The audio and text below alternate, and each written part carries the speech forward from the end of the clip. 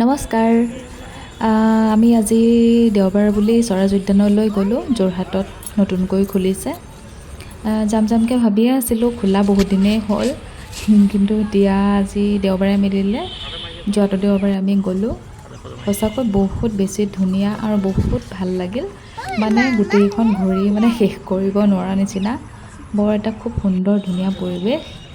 খালি দেওবাৰে গ'লে বহুত বেছি ভিৰ হয়। বাকী বাৰত হয়তো কম হ'ব চাগে মানুহৰ অকণমান পৰিমাণটো, কিন্তু দেওবাৰে গৈছিলোঁ যে ক'তো খালী নাই।